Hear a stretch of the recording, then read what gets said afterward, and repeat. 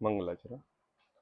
नमो अरिहंताणं नमो सिद्धाणं नमो आयरियाणं नमो वज्रायाणं नमो लोये सव्यसाहूणम्। मंगलम भगवान वीरो मंगलम गौतमोहनि मंगलम कुंद कुंदाज्ञो जैन धर्मस्तु मंगलम। सर्व मंगल मांगल्यम सर्व कल्याण कारकम प्रधानम सर्वधर्माणां जैनम जयतु शासनम्। मंगलमये मंगले करन वीतराग विज्ञान नमो दाहि जाते भय अरिहंतादि महान करि मंगल करे हो महान। ग्रंथ करन को काज जाते मिले समाज सब पावे निज पद राम। इस भव तरु का मूल एक जानहु मिथ्या भाव ताको कर निर्मूल अब करिए मोक्ष उपाव।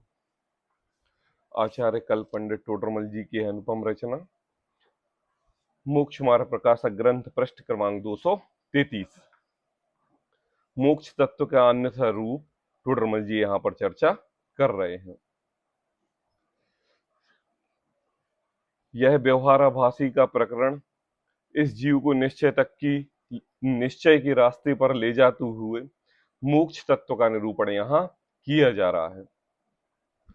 वास्तव में निश्चय का नाम ही मोक्ष है, लेकिन यह जीव कैसे उस निश्चय के नाम पर व्यवहार को इकट्ठा कर लेता है, उसकी यथार्था बताते हुए टोडरमल जी ने ये कहा कि सर्वप्रथम तुम मोक्ष क्यों क्या पाना चाहते हो, इसका राज हमें बताओ। तो कहा कि भैया जन्म मरण का दुख दूर हो जाता है। फिर कहा कि भैया क्लेश आदि दुख भी दूर हो जाते हैं। और फिर कहा तीन लोक तीन काल की समस्त वस्तुएं जानने में भी आ जाती हैं। बोले इस कारण से हमें मोक्ष जाना है। आई बात समझ में? और कोई कारण? बोले संपूर्ण तरीके से सुख की प्राप्ति हो जाती है। तो मतलब आप केवल सुख प्राप्त करना चाहते हो, इस इच्छा की वजह से आप मोक्ष का निरूपण पढ़ रहे हो, श्रद्धा में ले रहे हो, और आपने एक अपना एम बना लिया है कि हमें मोक्ष जाना है। आई बात समझ में? किसके लिए? इच्छा की पूर्ति के लिए। तो टोडरमल जी ने यह बताया कि आखिर ये इच्छा का अंत का नाम तो सुख ही है ना, और क्या है? सुख के अलावा तो कोई शब्द है नहीं। तो ऐसा हमें कोई एक जीव बताओ अनुपम भाई कि जो जिस भी पर्याय में हो और बिना सुख की प्राप्ति के लिए कोई प्रयत्न करता हो। है कोई पर्याय में कोई जीव ऐसा है बिना सुख प्राप्ति के कारण कोई कार्य करता हो? कहा था ना, चींटी भी इधर से उधर चलती है तो सुख चाहने के लिए चलती है, फिर तो यह मनुष्य है। तो फिर उस मोक्ष प्राप्त करने की इच्छा में और आपकी इच्छा में क्या अंतर रहा? मतलब मोक्ष प्राप्त करने वाले जीव की इच्छा और एक जो एक इंद्रिय दो इंद्रिय त्रियंच पर मनुष्य आदि जीव हैं, जो अन्य समाज के लोग हैं, वो भी तो सुख की प्राप्ति की इच्छा के लिए काम कर रहे हैं। तो आप में और उनमें कोई अंतर नहीं रहा। और अगर आप वास्तविक में कोई मोक्ष को प्राप्त करना चाहते हो तो उसका अंतरंग स्वभाव से वस्तु स्थिति समझ में आनी चाहिए। उसके बाद टोडरमल जी ने यह कहा, कहते हैं कि ये मोक्ष की जाति को स्वर्ग की जाति समझता है। किसकी जाति समझता है? स्वर्ग की जाति। एक रसगुल्ला खाने में इतना आनंद, 10 रसगुल्ला खा लेने में और अत्यधिक आनंद, और अगर एक कड़ाई भर रसगुल्ला मिल जाए तो और अत्यधिक आनंद। ऐसे ही त्रियंच पर्याय में दुख, त्रियंच से मनुष्य में आने पर सुख, और मनुष्य में उच्च कुल में पैदा हो जाने पर सुख, और उच्च कुल में जाके स्वर्ग में पैदा हो जाने में और सुख। बोले एक उसी का और बड़ा रूप है, बोले मोक्ष। बोले उसको हम मोक्ष संज्ञा कहेंगे। मतलब आपने सुख, इंद्रिय सुख पर्यायवाची के रूप में मोक्ष सुख की समानता को मिला दिया। आई बात, इसी को मिला दिया ना। अपन एक उदाहरण दें कि आपके लिए इस मनुष्य स्वभाव में क्या संपन्नता चाहिए। बोले भैया अच्छा मकान चाहिए, अच्छे बच्चे चाहिए, रुपए पैसे धन धान्य चाहिए, सब सुख सुविधाएं चाहिए, एसी फ्रिज कूलर पंखा सब ये चीज चाहिए, इससे हम सुखी हो जाएंगे। ठीक है। अब बोले देवगति में जाओगे तो साइंस तो वहां है नहीं। वहां कौन तुम्हें गद्दा देगा, कौन तुम्हें रजाई, कौन तुम्हें कूलर, कौन तुम्हें एसी, कौन तुम्हें फ्रिज। अब बताओ वो इंद्रिय सुख तुम कैसे भोगोगे? बताओ भाई, ये तो मनुष्य गति के सुख है ना। और मनुष्य गति के तुम सुख संसाधन इकट्ठे करने में अपने आप को सुखी मान रहे हो, तो देवों के पास ऐसे कौन से संसाधन हैं जिनके कारण वो सुखी होते होंगे? आई बात। बोले बोले बोले देव पर्याय में इन चीजों की जरूरत नहीं रहती, मन में सोचो और उसकी इच्छा पूर्ण हो जाती है। और यहां हमें मनुष्य भाव में करना पड़ता है। मतलब आपने मनुष्य भाव की जाति और देवगति की जाति को एक समान रख दिया कि नहीं? वहां पर भी इंद्रिय सुख और मनुष्य गति में इंद्रिय सुख। अब चलो मनुष्य मोक्ष सुख की बात करते हैं। आई बात। अब वहां पर कौन व्यवस्था करेगा? बताओ। 16 स्वर्ग होते हैं, कितने मोक्ष होते हैं? 16 स्वर्ग होते हैं, 7 नरक होते हैं, तो मोक्ष कितने होते हैं? मोक्ष तो एक ही होता है? व्यंतरवासी व्यंतरवासी ज्योतिष वैमानिक आदि देवों की प्रकृतियां होती हैं, तो मोक्ष में सिद्धालय में बैठे सिद्ध परमेष्टियों की कौन कौन सी प्रकृतियां होती हैं? मनुष्य गति में नौकर कर्मचारी आदि आपकी सेवा में लग जाते हैं, और देव गति में उत्तरोत्तर देवों की निचले देव उनकी सेवा में लग जाते हैं। सिद्धालय में ऐसे कौन से सिद्ध आपकी सेवा में लग जाएंगे? बताओ तो, बताओ। मतलब आपने एक सुख की परिभाषा के नाम पर देव सुख, इंद्रियादिक के सुख, उनकी सुख को मोक्ष का सुख रूप समानता रूप से मान लिया। तो टोडरमल जी कह रहे हैं कि दोनों असमान जाति पर्याय हैं। मोक्ष में इंद्रियों का कोई काम नहीं, स्त्री पुत्र का कोई काम नहीं, लिंग स्त्री पुत्र नपुंसक लिंग का कोई काम नहीं, अरे शरीर का कोई काम नहीं, नौकर चाकर कर्मचारियों का कोई काम नहीं, इंद्रिय सुख की कोई वांछा नहीं। और तुम स्वर्ग के सुखों की वांछा करके, इंद्रिय सुख की वांछा करके ये कह रहे हो कि इसी टाइप का मोक्ष का सुख है। एक इंद्रिय सुख है और एक अनिंद्रिय सुख है, और आपने अतीन्द्रिय अनिंद्रिय सुख को स्वर्ग और मनुष्य लोक के पंचेंद्रिय के विषयों से लगा दिया। तो बोले ये कैसे मिलेंगे? बताओ, मिलेंगे? दूध और पानी को एक कर सकते हो अनुपम भाई? कर सकते हो दूध और पानी को एक, लेकिन मिला हुआ तो दिखता है। पृथक पृथक है कि नहीं? बोले ऐसे ही क्या है? बोले इंद्रिय और एक अनिंद्रिय। उसके बाद टोडरमल जी ने एक यहां पर प्रश्न उठाया, कहते हैं शास्त्र में इंद्रियादिक से अनंत गुना सुख सिद्धों के प्ररूपित किया है। क्या कहा है? शास्त्र में भी इंद्रादिक से अनंत गुना सुख सिद्धों के प्ररूपित किया है। इसलिए भैया हम इंद्रों के सुख की वांछा करते हैं, क्योंकि जो मोक्ष है उस मोक्ष में इन इंद्रों के द्वारा, इन इंद्रों से भी और बढ़ के सुख है। आई बात समझ में नहीं आई? एक बच्चे को रसगुल्ले का ज्ञान कराना है, एक ही रसगुल्ला था, अब 10 बच्चे थे, तो 10 बच्चों को रसगुल्ला एक था, तो क्या किया, इतना इतना सा पीस बांटा और कहा कि देखो खा के देखो और स्वाद लो, और ये समझ जाना कि पूरे रसगुल्ले के स्वाद में, पूरे रसगुल्ले में यही स्वाद भरा है। आई बात। अब अनुपम भाई के लिए मोक्ष सुख बताना है, तो क्या कहा, यहां पर स्वर्गों की चर्चा की, बड़ा चढ़ाकर की।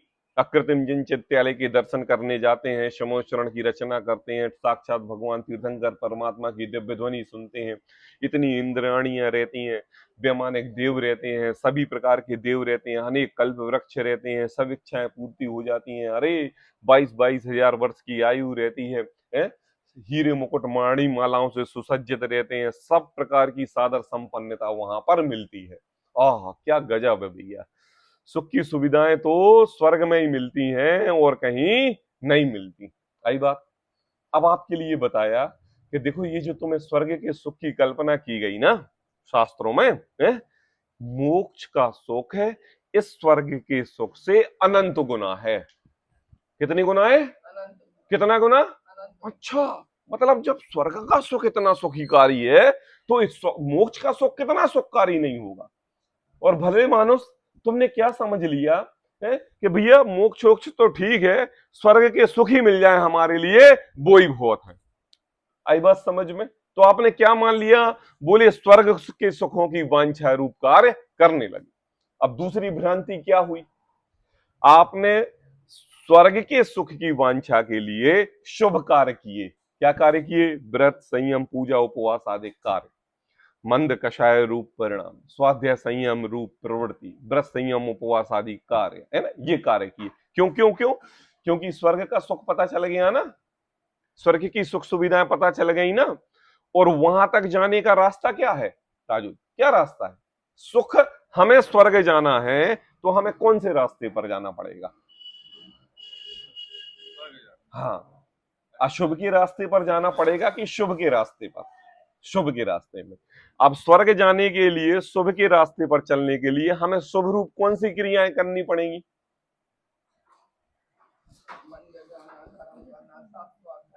हाँ, मंदिर जाना, धर्म करना, शास्त्र स्वाध्याय, व्रत संयम उपवास आदि एक प्रकार से लें तो मंद कषाय रूप परिणाम हमारे लिए स्वर्ग के लिए ले जाएंगे। आई बात समझ में? अब जब हमने उस स्वर्ग सुख की आपके लिए परिकल्पना कराई तो आपने ये सोचा कि उससे अनंत गुणा मोक्ष का सुख है, तो जब शुभ रूप परिणति करने से स्वर्ग मिलता है तो अत्यधिक शुभ रूप और परिणति करेंगे तो मोक्ष सुख मिल जाएगा। आई बात समझ में? क्या कहा? पढ़ाई करोगे तो पास हो जाओगे, थोड़ी और करोगे थर्ड डिवीजन आ जाओगे, थोड़ी और करोगे सेकंड डिवीजन आ जाओगे, थोड़ी और करोगे फर्स्ट डिवीजन आ जाओगे, थोड़ी और करोगे पूरे पूरे स्कूल में प्रथम स्थान प्राप्त कर लोगे। क्या करना है? प्रथम स्थान प्राप्त करने के लिए और पास होने के दोनों की पढ़ाई में अंतर क्या 0 से 1 का है? नहीं। क्यों? 0 से 1 पढ़ाई तो की, अब उसके लिए उत्तरोत्तर थोड़ी सी पढ़ाई और करना है हमारे लिए। बस ऐसा ही हमें मिथ्या श्रद्धान क्या हो गया कि शुभ रूप प्रवृत्ति करते करते सुख मिलता है, स्वर्ग मिलता है, तो बस थोड़ा सा और जोर लगाना है। किसका? शुभ रूप प्रवृत्ति का, जिससे क्या होगा? बोले मोक्ष मिल जाए। धनुष देखा आपने? लेकिन मानना तो यही है ना। अभी टोडरमल जी देंगे ना जवाब। अभी तो हम अपनी मिथ्या मान्यता बता रहे हैं। धनुष देखा आपने? सामने एक बोर्ड लगा हुआ है और उस बोर्ड पर एक गोल चक्र है और उस पर हमें तीर लगाना है। अब यहां पर धनुष की प्रत्यंचा खींची, आई बात? वहां तक तीर छोड़ने के लिए प्रत्यंचा खींचनी पड़ेगी कि नहीं? अब हमने छोड़ी और छोड़ दी तो वो यहीं जाके तीर गिर गया। फिर एक सज्जन आए, बोले भैया क्या कर रहे हो? बोले थोड़ा सा और तेज खींचो। तो उसने थोड़ी और खींची और फिर वो जाके उधर तक गिरी। फिर एक सज्जन और आए, अरे भैया और खींचो, कैलकुलेट करो, है ना, डिसाइड करो कितनी खींचना है। फिर आपने और तेज आपने खींची और जाके वो ब्लैक बोर्ड में लग गई। तो आपने ये कहा कि भैया जोर देने से फल मिलता है? और जहां पर जोर देना संसार मोक्ष का कारण हो और बीच में स्वर्ग का रास्ता पड़ता हो और प्रत्यंचा धीमे खिंच गई, तो ऐसा ना हो पहले स्वर्ग में डल जाए, दूसरे में डल जाए, तीसरे में, चौथे में, पांचवें में, तो 16 है। अरे और तेज खींचो, बोले और तेज खींची और जाके सीधे मोक्ष हमें पहुंचना है। तो हमने क्या मिथ्या श्रद्धान कर लिया कि भैया जोर लगाने से मोक्ष मिलता है। हाँ, जो एक दिन नहीं, 2 दिन नहीं, 4 दिन नहीं, 8 दिन नहीं, 1 ग्रंथ नहीं, 2 ग्रंथ नहीं, 4 ग्रंथ नहीं, 5 ग्रंथ, ऐसा शब्दान बिल्कुल हर चीज कार्य कर जोर देने। मुझे बताओ, हाँ, यहां कहते हैं शास्त्र में भी इंद्रादिक से अनंत गुना सुख सिद्धों के प्ररूपित किया है। इसलिए भैया इंद्रों की चर्चा क्यों की, हमें ऐसा एग्जाम्पल क्यों दिया गया कि जिसमें हमें इंद्रों के सुख बताए गए और उसकी कल्पना मोक्ष सुख से की गई। आई बात समझ में? तो अब टोडरमल जी जवाब देते हैं, सुनेंगे सभी। जैसे तीर्थंकर के शरीर की प्रभा को सूर्य प्रभा से कोटि गुनी कही है। क्या कहा है? जैसे, हाँ शास्त्र दे दीजिए पापा, पापा शास्त्र दे दीजिए। जैसे तीर्थंकर के शरीर की प्रभा को, आई बात समझ में, किसकी किसकी प्रभा को?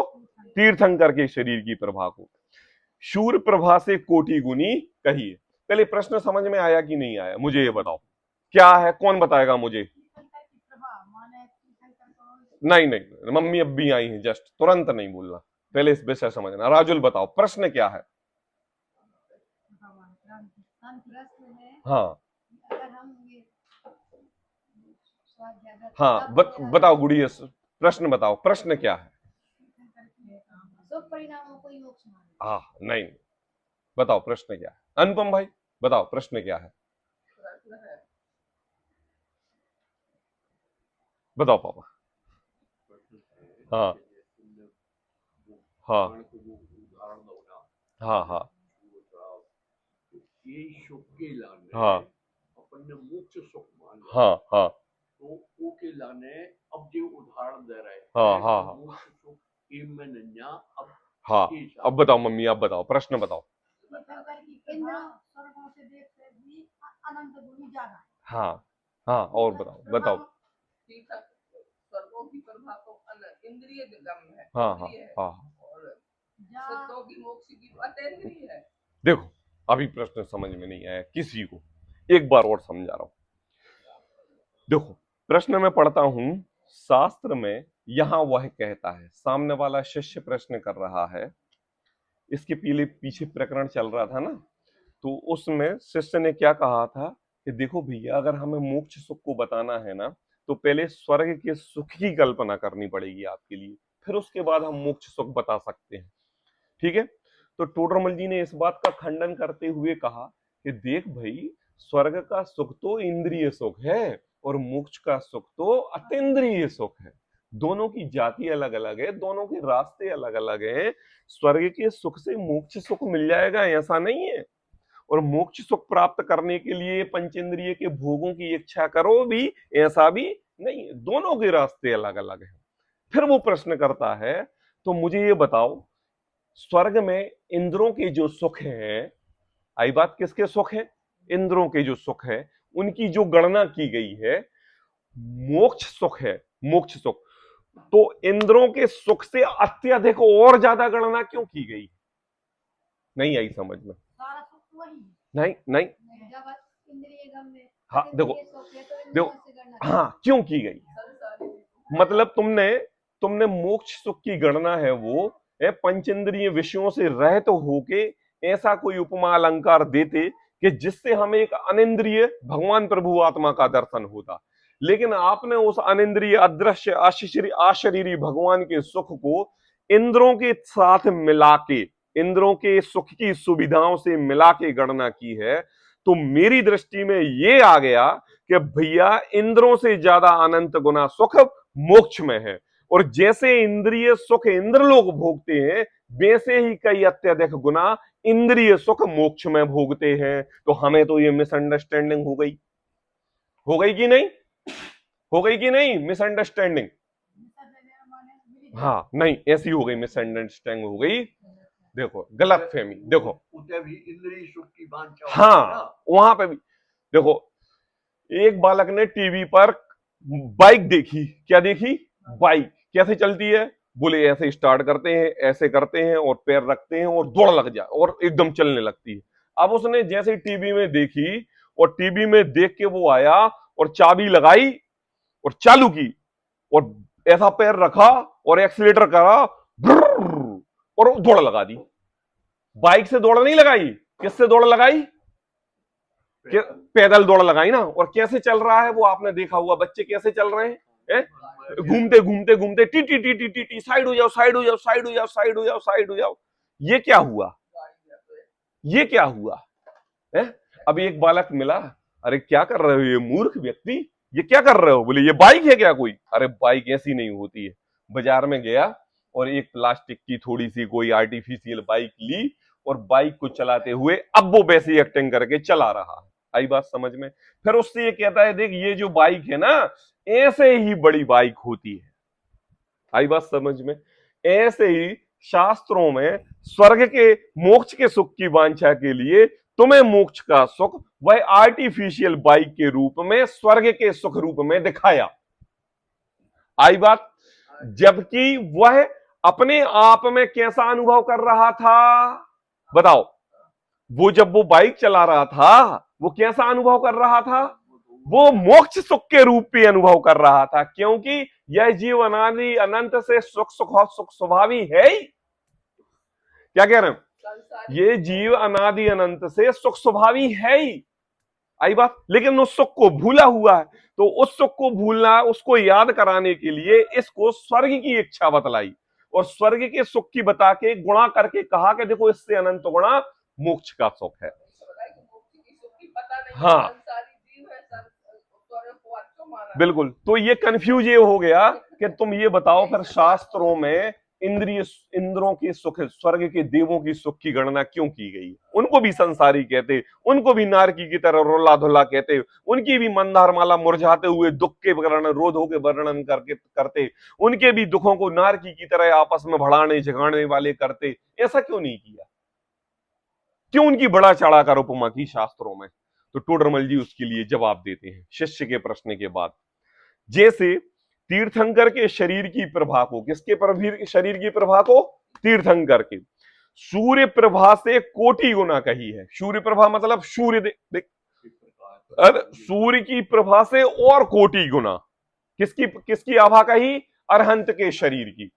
आई बात समझ में?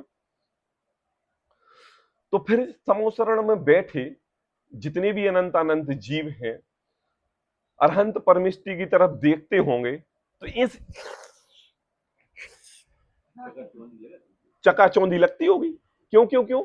जब सूर्य की प्रभा जो नॉर्मली है और हमें चकाचौंधी लगती है, और ग्रंथ में ऐसा लिखा है सूर्य प्रभा से कोटि गुनी, कितनी गुनी?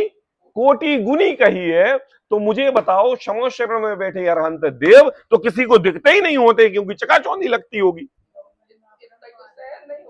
जब इतना ही सहन नहीं हो रहा है तो फिर उतना कैसे सहन होगा? बताओ। अनुपम, आपकी आंखें तो हिरनी की तरह हैं। किसकी तरह? हिरनी की तरह। आपने देखी है हिरनी की आंखें कैसी होती हैं? कैसी होती हैं? इतनी कंजी छोटी छोटी सी, और निक्कू की तो बड़ी बड़ी है। फिर कैसे हमने उपमा दे दी? अरे भैया, हमने हिरनी की तरह आपके लिए बोला तो हमने ये बताया कि आपकी आंखें सुंदर हैं। क्या राजुल, आपकी चाल तो मोरनी की तरह है। किसकी तरह है? मोरनी की तरह है। अब मुझे बताओ मोरनी कैसे चलती है? रेंग के चलती है। तो क्या राजुल भी रेंग के चलती है क्या? बोले नहीं नहीं भैया, मोरनी जैसी चाल चलती है। ऐसे उपमा अलंकार के रूप में मैंने राजुल को बोला कि उसकी चाल ऐसी है। आई बात समझ में? ऐसे ही हमने मोक्ष सुख की परिभाषा बताते हुए तुम्हें इंद्रों के सुख की गाथा गा दी, तो तुम क्या समझने लगे कि इंद्रियों की सुख का, इंद्र स्वर्ग के देवों का ही सुख मोक्ष का सुख है? कहते हैं देखो, तीर्थंकर के शरीर की प्रभा को सूर्य प्रभा से कोटि गुनी कही है। पूरा भक्तांबर स्त्रोत उपमा अलंकार के रूप में लिखा है कि नहीं लिखा? कितने उदाहरण दिए, आप ऐसे हो, आप ऐसे हो, समुद्र के लहरों के समान हो, सूर्य के समय तेज हो, देदीप्यमान हो, चंद्रमा की लालिमा से उत्कृष्ट हो। कैसे कैसे उपमाएं दी है? बताओ गुड़िया, तुम्हारा मुख तो मुख चंद्र की तरह लग रहा है, चंद्रमा की तरह लग रहा है। आई बात? और मम्मी, आपका तेज तो सूर्य के समान है। अब बताओ ये क्या है? ये सब अलंकार क्या है? मुझे बताओ, किसी को चने के पेड़ पर चढ़ाना हो तो यही अलंकार उपयोग करने पड़ेंगे कि नहीं? यही करने पड़ेंगे कि नहीं? तभी तो आप चने के पेड़ पर चढ़ोगे, तभी तो आप अपने अंतरंग में उत्कृष्ट मान को धारण करोगे। तो कहते हैं तीर्थंकर के शरीर की, एक मिनट, तीर्थंकर के शरीर की प्रभा को सूर्य प्रभा से कोटि गुनी कही है। आई बात? वहां उनकी एक जाति नहीं है। बताओ, अगर मैंने कहा हिरनी की तरह अनुपम की आंखें हैं, तो हिरनी अनुपम की तरह दिखती है क्या? अनुपम हिरनी की तरह दिखता है। राजुल को चंद्र मोर की तरह चाल कही तो क्या राजुल की चाल मोर की तरह दिखती है? क्या मोर राजुल की तरह दिखती है? चंद्रमा के साथ प्रियंका का चेहरा कहा तो चंद्रमा के समान गोल प्रियंका का चेहरा है कि प्रियंका जैसी दिखती है वैसा चंद्रमा का चेहरा है। ऐसा है क्या? बोले नहीं भैया, दोनों ही सजातीय नहीं है, दोनों के रास्ते अलग अलग हैं, दोनों का एक मतलब नहीं है। लेकिन क्या? बोले वहां उनकी जाति एक जाति नहीं है, परंतु लोक में सूर्य प्रभा की महिमा है कि नहीं? किसकी महिमा है? चंद्रमा की चांदनी की महिमा है कि नहीं है? हिरण की नेत्रों की महिमा है कि नहीं? मोरनी के चाल की महिमा है कि नहीं?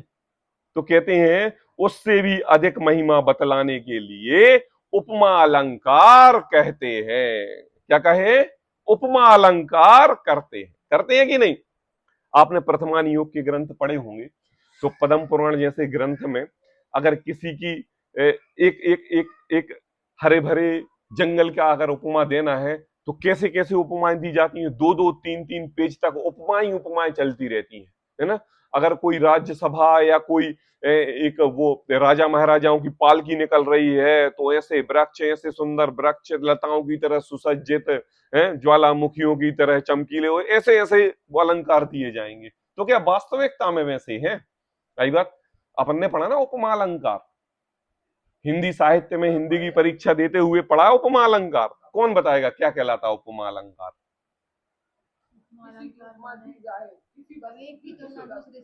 आपके अंदर तो हमें विवेकानंद दिखता है अनुराग भाई, आपके अंदर तो हमारे लिए श्रीमद रायचंद्र दिखते हैं। आई बात समझ में? ये क्या है? उपमा अलंकार है।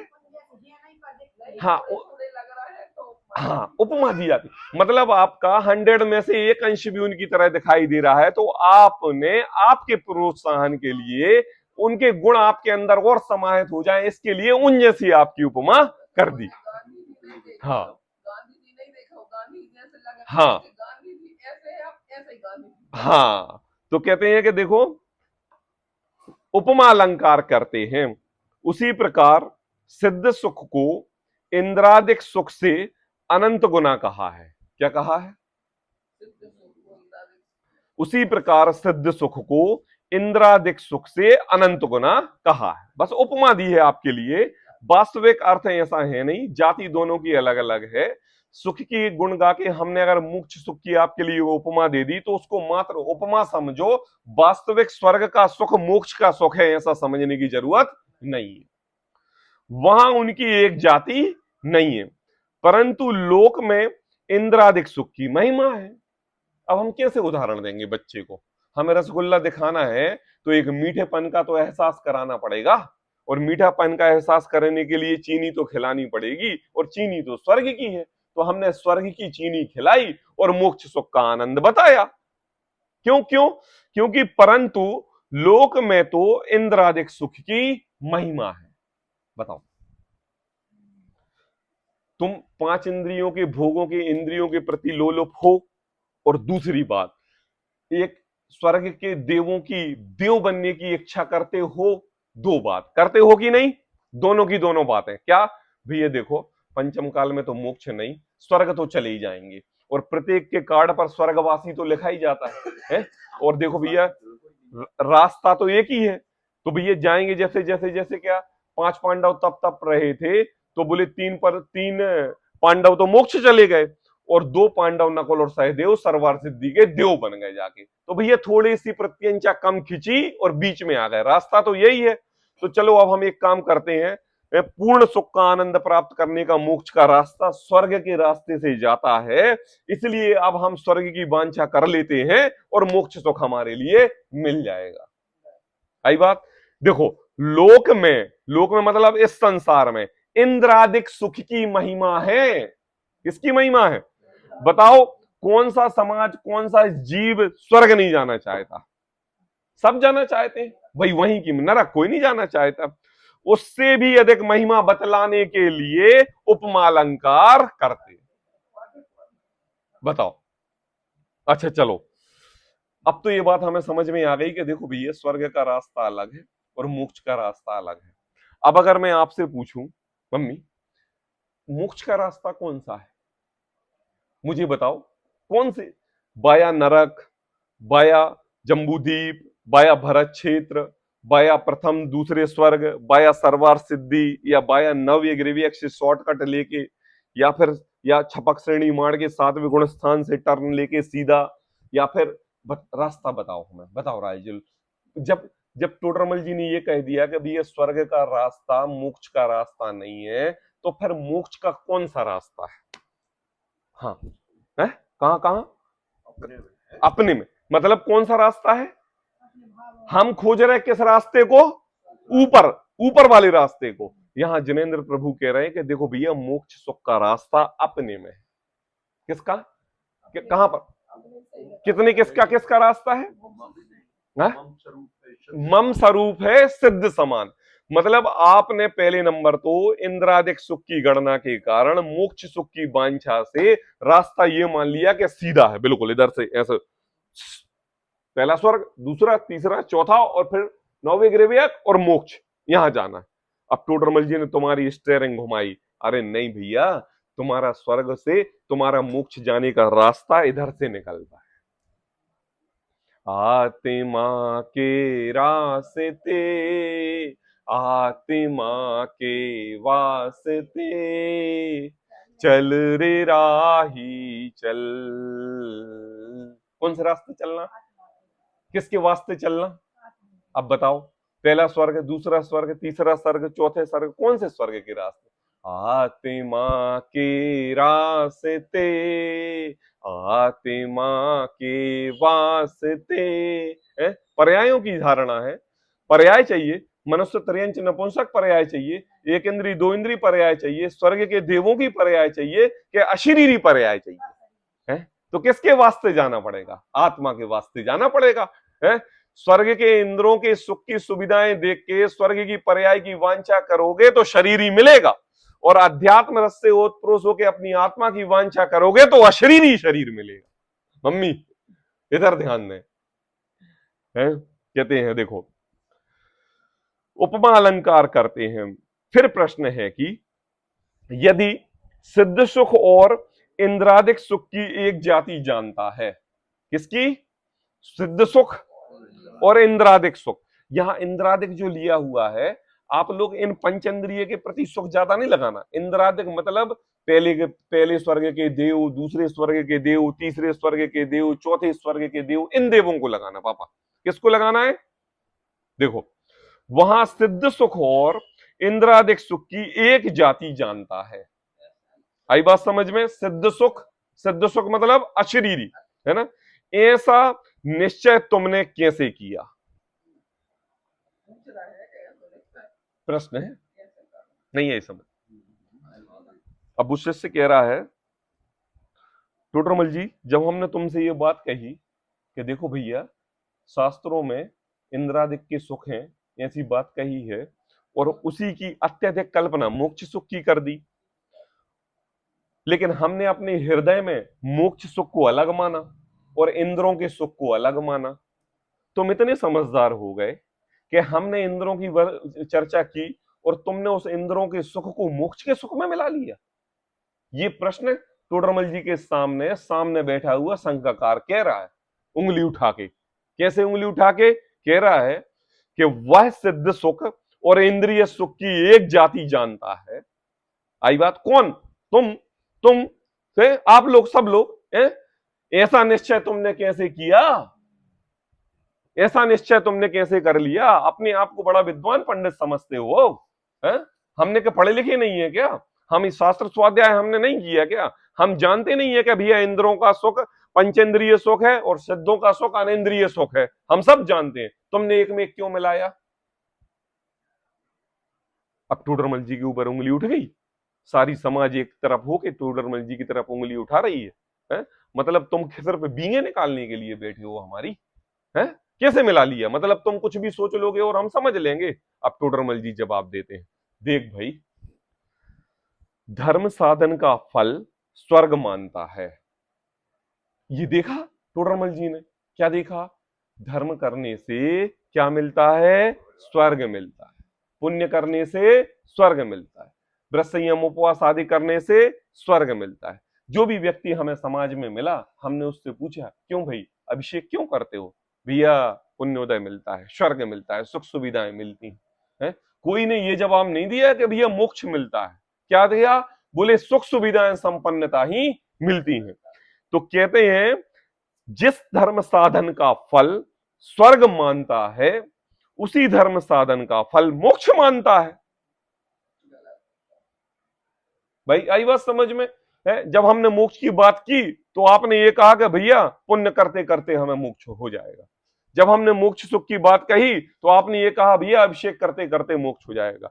जब हमने आपसे मोक्ष की बात कही तो आपने ये कहा व्रत संयम उपवास आदि कार्य करते करते मोक्ष हो जाएगा। मतलब तुमने स्वर्ग के रास्ते को भी मोक्ष का रास्ता समझ लिया और मोक्ष के रास्ते को भी स्वर्ग कवाया स्वर्ग के रास्ते होते हुए समझ लिया। आई बात समझ?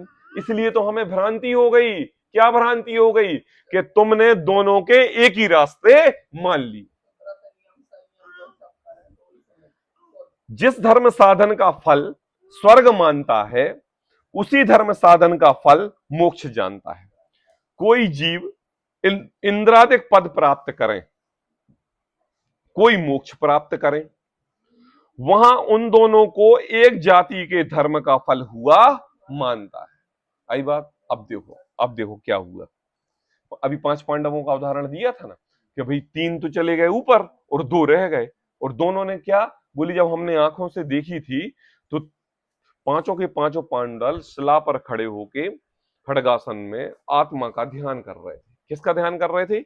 आत्मा का ध्यान कर रहे थे। अब 5 जनों को उन्होंने इस नेत्र इंद्रिय से ध्यान करते हुए देखा। आई बात समझ में? अब उपसर्ग आया उनके ऊपर, तो उनके लिए लोहे के कड़े पहना दिए गए। किसको पहना दिए गए बताओ? 1 को, 2 को, 3 को, 4 को, 5 को, 5 को पहना दिए गए, है ना। तो हमने ये देखा कि देखो भैया बराबर दुख हो रहा है, बराबर कष्ट हो रहा है। आई बात समझ में? लेकिन कष्ट हमें दिखाई दे रहा है, उनके अंतरंग में कष्ट नहीं था। अब उन्होंने अपने आत्म साधन से इतना जोर लगाया, इतना जोर लगाया, उतना जोर लगाया कि 5 की 5 आत्माएं ऊपर की तरह निकली। ऐसे मंदिरों में देखिए फोटो है, आत्मा निकलती हुई ऐसे देखिए आपने। तो आपने ये मान लिया कि देखो भैया ये मोक्ष जाने का रास्ता ऊपर है, ऊपर ऐसा ऐसा ऐसा जाता है। अब क्या हुआ? बीच में नकुल और सहदेव का पेट्रोल खत्म हो गया, तो वो सर्वार्थ सिद्धि तक रुक गए और 3 पांडव स्वर्ग चले गए। तो अपन ने ये देखा कि देखो भैया पहले दूसरे तीसरे सोते करते करते सर्वार्थ सिद्धि तक तो गए कौन कौन कौन? नकुल सहदेव। मतलब उनका वहां पर इंजन फेल है, और बाकी 3 जनों ने थोड़ा सा और धक्का लगाया और वो चले गए मोक्ष। अब हमें समझ में आ गया कि देखो भैया स्वर्ग के ऊपर ग्रेवक, ग्रेवक के ऊपर सिद्धसला, और सिद्धसला जाने का रास्ता ऐसा है।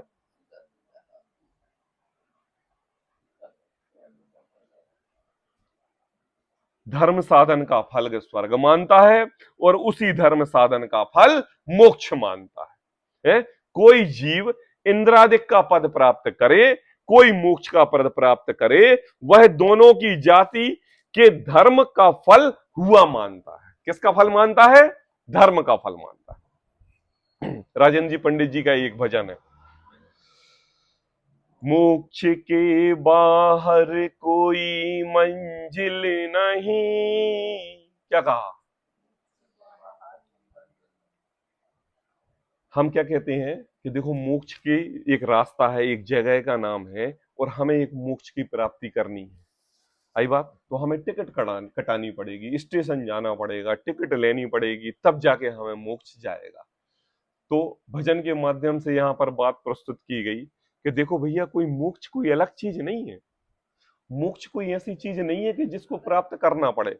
मोक्ष कोई ऐसी चीज नहीं है कि आपको वहां की टिकट कटानी पड़े। मोक्ष कोई ऐसी चीज नहीं है कि जहां आपके लिए तैयारी सूटकेस पेटी पैक वगैरह कुछ करना पड़े। बोले क्या है? मोक्ष बाहर की कोई मंजिल नहीं, द्वारे उसका आपके भीतर खुला है। कहां खुला है? किसके खुला है? अब बताओ कहां की टिकट कटानी है, कौन से दरवाजे खोलने हैं, कहां जाना है, किसकी दृष्टि पढ़ना है, कौन से जनागम, जिन शास्त्रों में मोक्ष का निरूपण पढ़ के मोक्ष सुख की प्राप्ति की वांछा करनी है। मोक्ष बाहर की कोई मंजिल नहीं, द्वारे उसका आपके भीतर खुला है। तो अब क्या करें? अब बताओ कौन सा ताला खोलें? बाहर का ताला खोलें कि निज का ताला खोलें? बाहर में मोक्ष खोजें कि अंतरंग में मोक्ष खोजें? इंद्रादिक देवों के स्वर्गों की सुखों की वांछा करके मोक्ष सुख की वांछा चाहें कि अपने अनंत गुणों से पंडित अपने आत्म भगवान का निरूपण करके उसकी गाथा गाएं? बाहरी घुर बाहरी घुर दौड़ को सब रोक दो। कोई साधन जुटाने की जरूरत नहीं है। कोई यंत्र, कोई साधन, कोई साइकिल, कोई बाइसिकल, कोई स्वर्ग जाने का रास्ता, कोई यंत्र, कोई साधन, व्रत संयम उपवास आदि कार्य है। बोले बाहरी घुड़ दौड़ को सब रोक दो और भीतर देख लो क्या सिलसिला है। अरे फुर्सत तो बैठ, जरा 1 मिनट बाह्य से प्रवृत्ति हटा के अपने अंतरंग में निज प्रभु आत्मा को तो देख, जरा अपने दिमाग को शांत तो कर।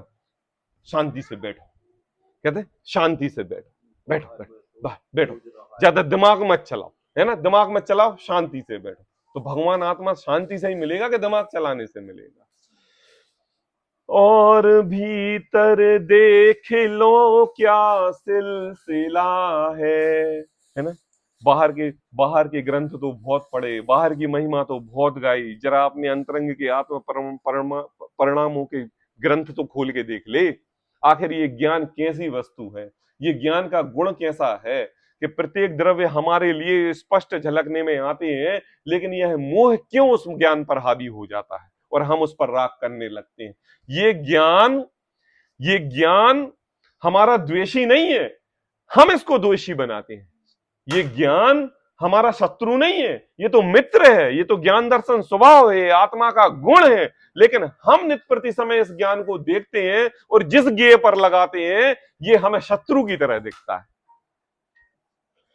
व्यर्थ ना इसको गवाओ इस कदर, बड़ी मुश्किल से ये मानव तन मिला है। अब बताओ, हमने शास्त्रों में 4 बातें इंद्रियों के सुख की बात कर दी, तो तुमने इंद्रियों के सुख को स्वर्ग का सुख समझ लिया, मोक्ष का सुख समझ लिया। अरे वो इंद्र भी अगर मोक्ष वांछा करते हैं और मोक्ष जाने के लिए तत्पर रहते हैं तो उनके लिए यहाँ पर मनुष्य गति का जीव बनना पड़ता है। ऐसा आप जैसा स्त्री पुत्र मकान ऐसा शरीर लेना पड़ता है, 12 तप तपने पड़ते हैं, मुनि धर्म अंगीकार करना पड़ता है, बीतराग भाव धारण करके ही ये जीव इसी मनुष्य गति से मोक्ष जाता है, स्वर्ग की गति से मोक्ष नहीं जाता।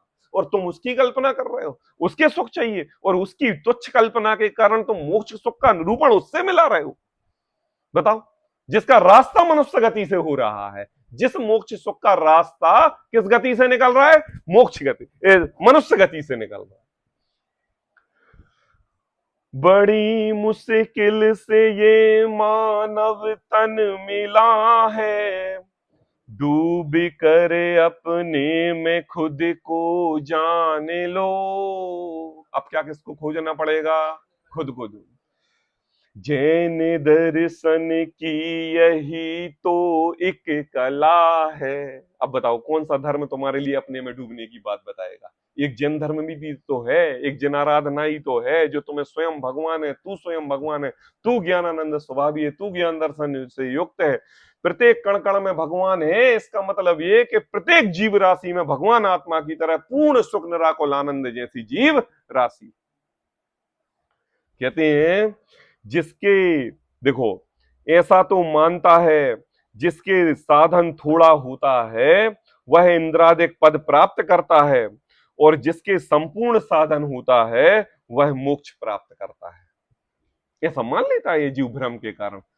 थोड़ा करेंगे तो 4थे स्वर्ग, ज्यादा करेंगे तो 5वें स्वर्ग, और ज्यादा करेंगे तो सर्वार सिद्धि के देव। आई बात समझ में?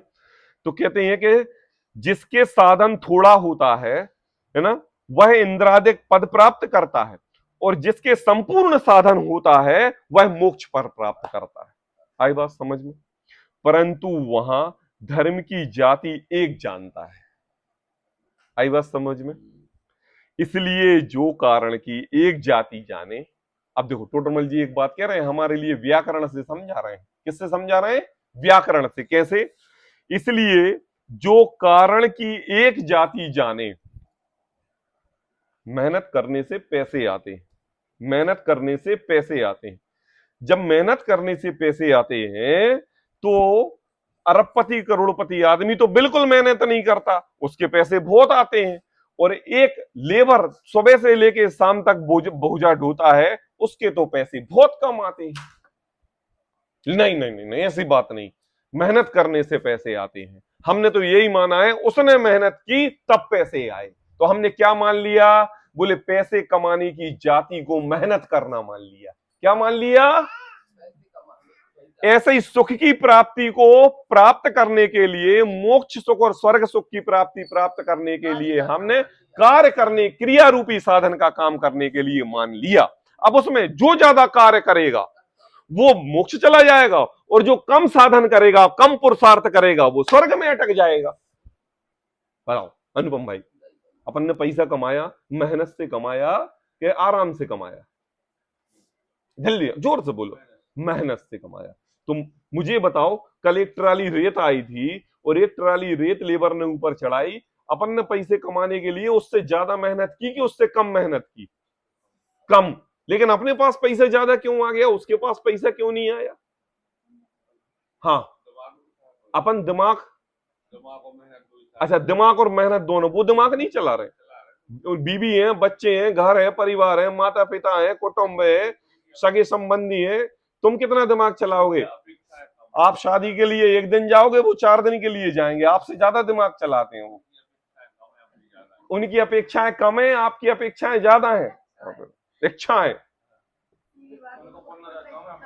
ऐसा नहीं। देखो भैया, देखो तुमने क्या मान लिया, देखो टोटरमल जी तुम्हें जवाब दे रहा है ना। देखो, जो कारण की एक जाति जाने, उसे कार्य की भी एक जाति का श्रद्धान अवश्य होता है।